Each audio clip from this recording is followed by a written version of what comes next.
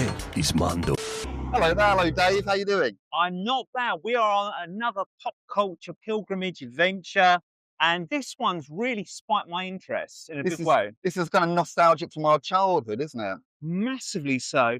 So we're at the home of the creator of Clangers, Bagpuss, all those classic BBC kids shows. All that stop motion stuff from like 70s and 80s, wasn't it? It was small film productions here. It was. Yeah, so Peter Firmin ran small film productions with his wife from his home, actually from a barn. They made all their shows in their barn, and then they ended up on TV. Absolutely. So he came up with them, wrote them, and produced them all on his own. So it's almost like pre-Adam and Joe, isn't it? Total DIY filmmaking, almost like pre-YouTube vibe, but it went on national TV when there was only 3 channels. Yeah, and we watched it. I mean, things back then it was a simpler time, wasn't it? When a cloth bagpuss could entertain a nation.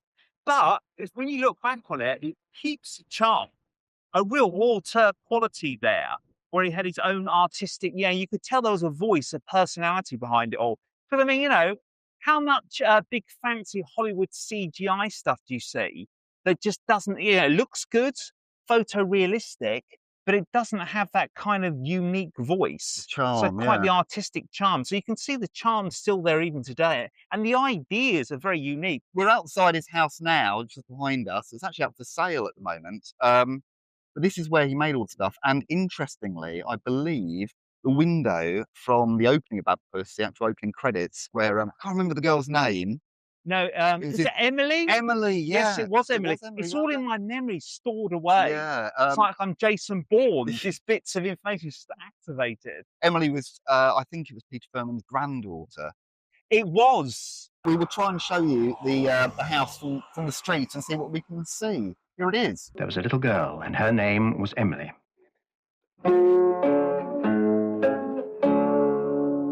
And she had a shop. And it was all done like photos at the beginning, wasn't it? Yeah, it was. The opening was like still photos. Yeah, still photos. And the music. Really well done. And telling you the story of her finding the shop or Bagpuss. I mean, it's like pre-Steve Soderbergh stuff, isn't it? Do you know what I mean? Yeah. Well, there's the house. And I think no one's there. Let's nip down and have I don't a look. know. I think people might be there. Look, Hillside Farm. Is that part? Yeah, that's it. That's the name of the place. I think we might see it down a side alley. Yeah. I mean, let's just nip down. Do you think? There might be people in there. Right. Might be. So I've got a few windows open. Let me see if I can.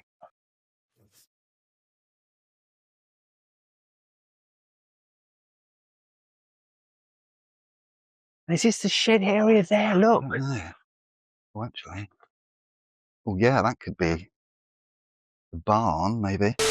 The most important, the most beautiful, the most magical, saggy old cloth cat in the whole wide world. I can show you the window. Oh, is that all right? Oh, thank you very much. Cool. Oh, my God. Do you know much about him, the cat? He's my grandpa. Oh, my word. Wow. Oh, my God. A unique talent he was. Yeah. Total legend. So where would he actually film them? Over there in the barn. It was in the barn, yeah. This is the Bagpuss window. Oh, my God. Wow. Oh, my. Oh, there's Bagpuss. Oh, my God. This is where he made everything in the barn. Yeah. So what else he did? The Clangers, didn't he? Clangers, Puggleswood, Noggin. Noggin, yes. Yeah. Sydney. Postgate lived down the road, and then he moved to Ramsgate. But, Wow, that's incredible. How did he get discovered for the BBC? Did he do animation for them for smaller things, and then it grew from there? So he had work with the BBC, and then just sort of like did intros and things like that. No, like small like films and stuff like that. Like had small projects, and then they proposed I can't remember what the first actual program was. Pingwings, I think it was called. Oh, right. Which one was his studio then? That One of those? barn. So the studio just there. There's a barn and there's a studio and there's the outhouses there. And he would Amazing. write them as well. They were We'll his go there scripts. and have a look. Oh, Oh, right. yeah, Thank cheers, you. thank you. Guys, incredible. That is it. Facebook animators. So my grandpa Peter Firmin did a lot of the puppetry Wow. and like made the puppets and physically, and then they sort of wrote it together. Oliver wrote a lot of the stories, Right. and designed. Yeah, these are the studios. Yeah, and Wow. they're filming the barn as well. Oh my And God. no one else involved, just the two of them. Just the two of them. Yeah, That's incredible. yeah, isn't it? yeah. It's almost like pre-YouTube. Do you remember that sort of DIY, do it yourself? Yeah. Absolutely amazing. And what was his last series then? Do you know? The last thing he did, I don't know really. Well, the Clangers is still going. Oh, Is it kind of. really? So they did another version of it, didn't they? Yeah, they've done a new version. Yeah, there's another version. I can't remember when they stopped making that, but like it's still maybe being shown. But like, yeah, the Clangers are still going, and there's a guy who amazing. wants to make. I don't know if you saw it in the news. No. There's a guy called Michael who wants to make a Bagpuss film. Oh wow! Thank you for your Put it time. there, No nice worries. to meet Yeah, you. no, Thank you're all you. good. It's really amazing. Oh, Well, that was pretty impressive, wasn't it, Dave? We just got Absolutely. Got to meet his son. his grandson. His grandson. Grandson, Sorry, yeah. yeah. Getting to see that window was pretty special. Oh, yeah. God, yeah. It made absolute sense. Yeah. You know, as in like your memory, kind of like, that's it. That's what it looks like. And to have an actual Bagpuss there, Yeah. absolutely incredible stuff. And the idea of a Bagpuss movie, it shows it, you know, the charm of it Yeah, still is definitely. relevant today, which is interesting. Especially in such a crowded media landscape, people still remember Bagpuss. Yeah, I know. Yeah, it's funny, isn't it? That I suppose maybe just back then in those days when you had more restrictions, you had less technology, so you're kind of restricted what you do.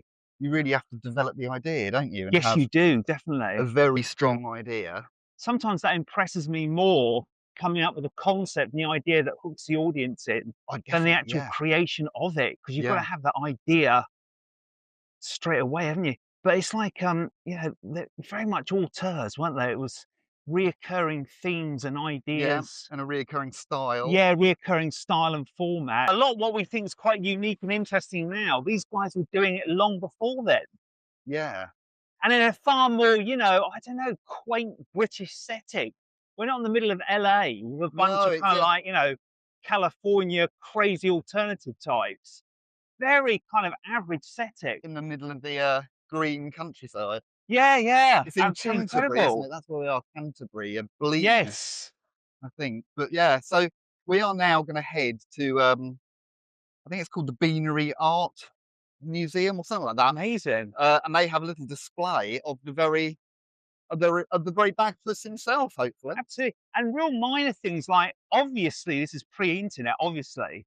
So, you know, what would they have done? Edited it here or given the film reels to the BBC? Yeah. Was it filmed 16 millimeter? You know, the actual technology might be fascinating.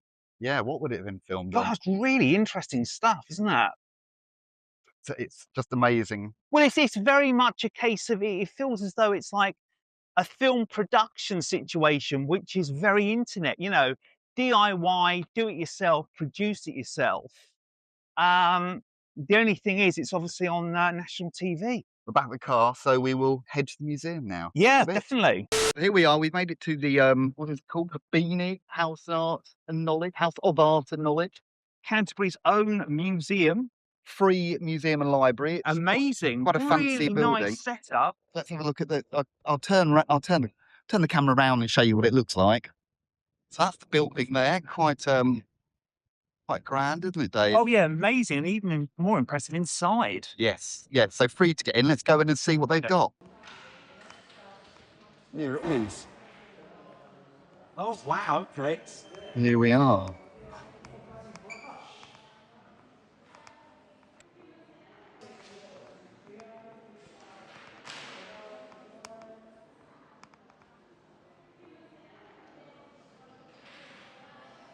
Most famous, yeah, they made Peter created Basil Brush there. Little characters over here. Who are these?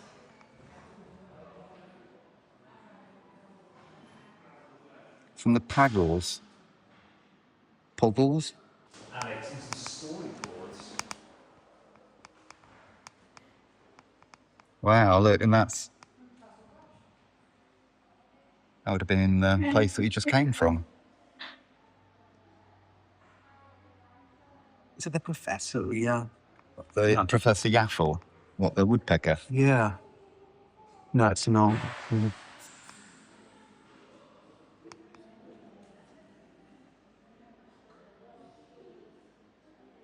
Clangers here.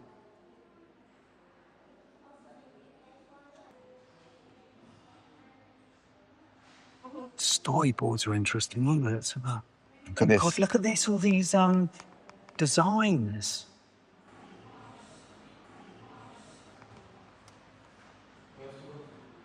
Good storyboards. Definitely, they're pretty special, aren't they? Definitely, man. The new one's voiced by Michael Palin, it says there. Really? Yeah. God, look at the scripts. Oh, look, Ivor the Engine. Yes. So you weren't wrong, Dave. Look, these are the animations from Ivor the Engine. Here, look. Wow. Because they were like pop-up book, weren't they? Yeah, it's South Park, isn't it? Before they started using CGI. Yeah. And early Terry Gilliam. I mean, this is all before then, obviously. But Look at that, all these alternative bits of pieces, like heads so it and was stuff. still stop motion, wasn't it? Yeah, Wasn't it? Tim D stop motion. And then they moved into puppets afterwards. And the drawings are incredible, aren't they? Ivor the Engine. God, yeah, look, these are stories. See, this is as genius as the actual thing, isn't it? Come out with the narratives, communicating these ideas, keeping an audience engaged with a clear narrative arc and telling a story within 5 minutes in a budget restriction. Look at this, this is just drawings on paper cut out. I wonder what their time scheme was like. Do you know what I mean? How long they'd spend script writing and then how long it would be actually production? Do you know what I mean? Yeah. And there's the clangers and the suit dragon there. God, that's the set, isn't it? Yeah. So it's like, how would have that taken to build just the two of them there? I think his wife and the And look, that's the, that was the intro, wasn't it? It would slowly, like, pull out from the moon. it would pull in and it would say, Look at hear it. voices. Like Yeah. And then it would fade into that, the actual set. What things from there? Nog bad the bad, nog in the nog. All the, they've got all the merchandise, haven't they? All the drawings again here, look. Nog bad the bad.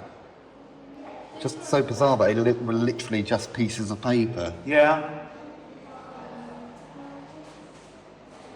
And it is bizarre how South Park kind of, obviously it's computer graphics now, but it's computer graphics to recreate this retro look.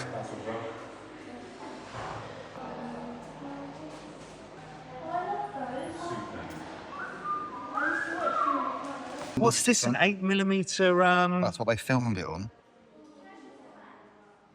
And look, that's him coming out the stables we're just at, Dave. Wow, yes. So yeah, the white walls. There it is, and that's the editing machine. So what is that, 8mm they're using for that? Yes, it must be. It looks... And there's How some sort of... basic is the editing? Look at the size of the screen. Yeah. And also, you'd have to be very economic with your film stock, wouldn't you? Yeah, God, yeah. Yeah, look, and each film bit would be a cut and bind with that. Really old school. And look at the microphone for the voiceovers. It's really fascinating. Check out right there, yeah. Oh my gosh, right. There they all Gang. are. The gang and the set.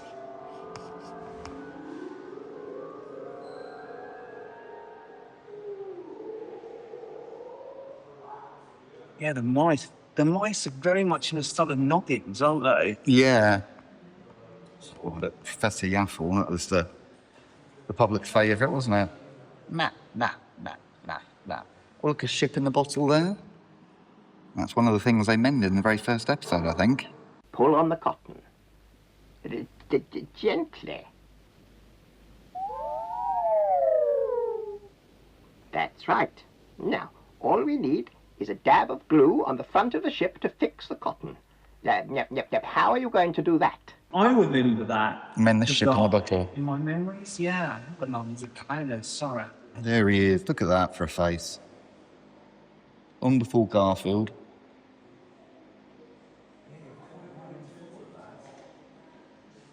Doesn't really have the attitude of Garfield, though, does he? He's much. Far more kind of Reefy and BBC, isn't it? Yeah.